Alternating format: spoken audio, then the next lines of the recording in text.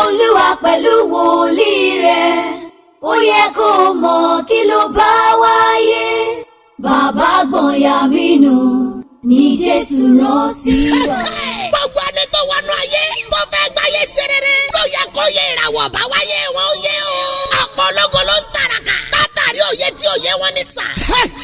Ẹ kú oríire, Olúwa wa ti lànà àbáyọ fúnra rẹ̀. Pẹ̀lú wòlíì Ọlọ́run alààyè, bàbá gbẹ̀yà mi nù aka àṣírí ìràwọ̀. Ọlọ́run ti kó bàbá yìí fún àkúrẹ́rẹ́. Àṣírí tọrọ mọ́ ìràwọ̀. Àtọ́sù pẹ̀lú ọjọ́ ìbáwáyé ẹnì kọ̀ọ̀kan. Àṣírí ìràwọ̀. Mystery of Star.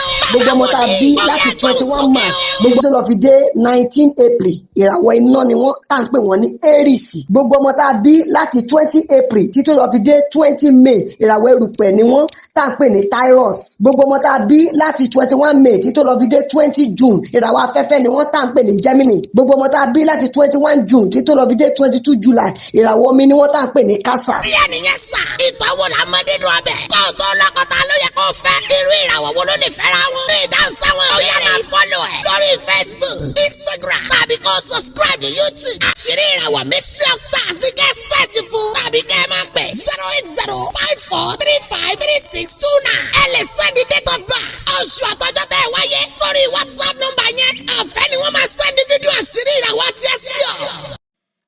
Pisces, ìràwọ̀ omi tí kì í rú. Àwọn ni gbogbo ọmọ tá a bí láti 19 February títí dé 20 March. Ẹ farabalẹ̀ kẹ́ ẹ gbọ́ mi. Àwọn ìràwọ̀ yìí tó o bá lè fẹ́ wọn láya àbí lọ́kọ ó mà dára gan. Wọ́n máa ń rẹwà láti kékeré, wọ́n sì ti rẹwà láti kékeré yẹn, bọ́ ti rẹwà bó ti dàgbà nìyẹn, bá a ti dá wọn nìyẹn. Àwọn ìràwọ̀ yìí wọ́n máa ń ga, wọ́n sì máa ń sanra. Àwọn obìnrin tó bá ń bẹ lábẹ́ ìràwọ̀ yìí wọ́n máa ń fi bẹ́ẹ̀ bí ìbejì àtàwọn ọkùnrin tó bá ń bẹ lábẹ́ ìràwọ̀ yìí. Ọjọ́ Thursday ni ọjọ́ tó rọ̀ mọ́ ìràwọ̀ yìí. Pisces ọkùnrin wọn kì í máa ń gbọ́ correction, obìnrin wọn náà kì í gbọ́ correction. So tó o bá fẹ́ wọn ó yá bẹ́tà kó jẹ́ kó máa gbọ́ correction, nítorí nípa correction ni oríire wọn ó ti máa gòkè sí. Nípa àìgbọ́ correction ni ìjákulẹ̀ ló fi máa bá wọn. People don't like to make them angry. Àwọn èèyàn kì í fi bẹ́ẹ̀ mú wọn bínú. Ẹnikẹ́ni tó bá bí wọn nínú, oníbá nínú, ó tilẹ̀ jẹ́ wípé wọ́n máa ń bínú gan. Bẹ́ẹ̀ ni, torí tó bá dẹ̀ ti bínú báyìí, ìbínú wọn kò lẹ́rọ̀. Wọn kì í forgive easily, tó nà kí tètè ń bínú. So bínú ẹyọ kan báyìí, ó bẹ̀ wọ́n náà ni. Wọ́n ní ọpọlọ gan. We can say they have a trick brain. Wọ́n dẹ̀ máa ń like kí wọ́n gbẹ̀san. So má ṣe wọ́n bó ṣe dáa tó, bẹ́ẹ̀ náà ni ìdàkejì wọn náà ṣe tó. Kò sí ìràwọ̀ tó lábùkù títí ẹ̀, ìwọ ló mọ bó ti máa pẹ́ wọn. Ẹ jẹ́ ká sọ nípa kọ́lọ̀ wọn, kọ́lọ̀ blue, kọ́lọ̀ green, kọ́lọ̀ yellow. Ẹ jẹ́ ká sọ nípa iṣẹ́ wọn. Wọ́n lè ṣe lawyer, wọ́n lè ṣe architect, wọ́n lè ṣe travel agent, wọ́n lè ṣe actor, actress, investigator. Kí wọ́n sá fún ìjà tàbí argument, they should not be arguing. Bẹ́ẹ̀ ni, kọ́ dẹ̀ máa gbìyànjú kọ́ máa dúró lórí ìlérí wọn. They hate rejected. Wọ́n like kọ́ máa reject wọn rárá. Àwọn tó bá ń bẹ lábẹ́ rẹ̀ tó wọ́n máa ń like kọ́ tètè divorce quickly. Wọ́n tó bá dẹ̀ ń bẹ lábẹ́ ìràwọ̀ tó fẹ́ ṣoríire má divorce. Nọ́mbà mi ò yípo padà 08054353629. Àṣírí ìràwọ̀ Mystery of Star. Ẹ follow wa lórí Facebook, YouTube, Instagram, TikTok. Ọ̀rẹ́, gbìyànjú kó bá mi share fídíò eléyìí.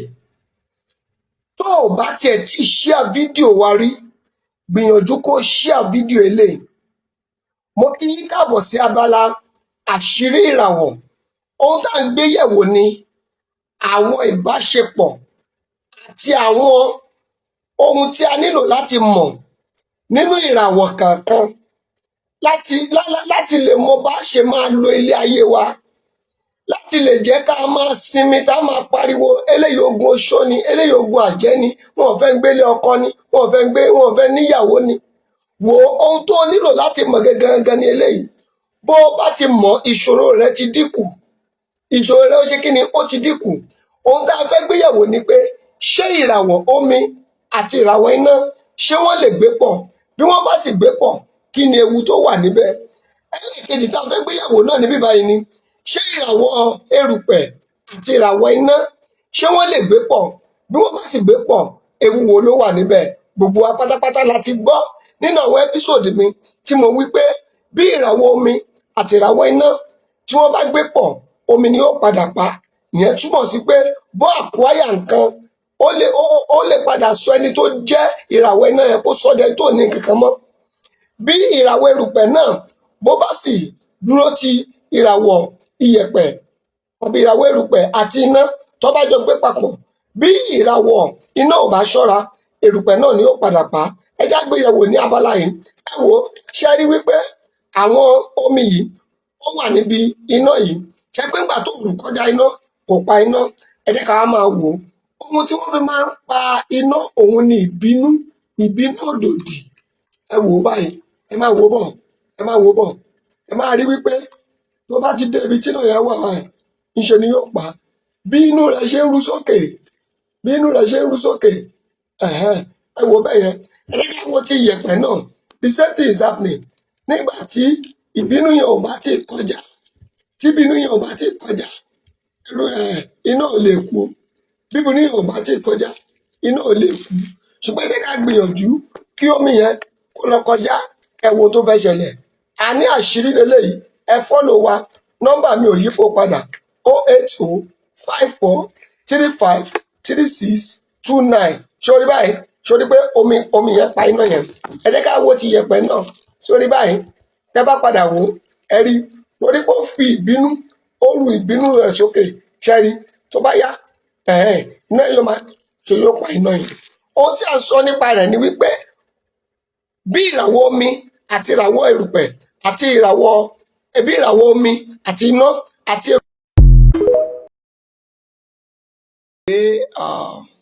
gbogbo èèyàn náà kọ́ lálẹ́ lórí ọ̀fẹ́ láti dá lóhùn kíákíá. Gbogbo ènìyàn lá lórí ọ̀fẹ́ láti dá lóhùn, bọ̀ kíákíá. Gbogbo èèyàn kọ́ náà lá lórí ọ̀fẹ́ láti dá lóhùn kíákíá. Nítorí pé àwọn mẹ́sẹ́gìsì yẹn bó ṣe ń wọlé à ń dá wọn lóhùn. Àwọn mẹ́sẹ́gìsì yẹn dẹ̀ pọ̀ gan, jọ ẹ má bínú. So ẹ jẹ́ ká sáré sọ nípa ìràwọ̀ Aries tá a mọ̀ sí ìràwọ̀ iná.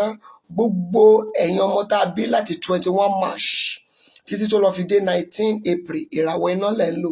Gbogbo ọmọ tá a bí láti 20 April títí tó lọ fi dé 20 May, ìràwọ̀ erùpẹ̀ lẹ̀ ń lò. À ń pè wọ́n ní Taurus. Gbogbo ọmọ tá a bí láti 21 May títí tó lọ fi dé 20 June, ìràwọ̀ afẹ́fẹ́ lẹ̀ ń lò. À ń pè wọ́n ní Gemini. Gbogbo ọmọ tá a bí láti 21 June títí tó lọ fi dé 22 July, ìràwọ̀ omi lẹ̀ ń lò. À ń pè wọ́n ní Cancer. Gbogbo ọmọ tá a bí láti 23 July títí tó lọ fi dé 22 August, ìràwọ̀ iná lẹ̀ ń lò. À ń pè wọ́n ní Leo. Gbogbo ọmọ tá a bí láti 23 August títí tó lọ fi dé 22 September, ìràwọ̀ erùpẹ̀ òun lẹ̀ ń lò. À ń pè wọ́n ní Virgo. Gbogbo ọmọ tá a bí láti 23 September títí tó lọ fi dé 22 October, ìràwọ̀ afẹ́fẹ́ lẹ̀ ń lò. À ń pè wọ́n ní Libra.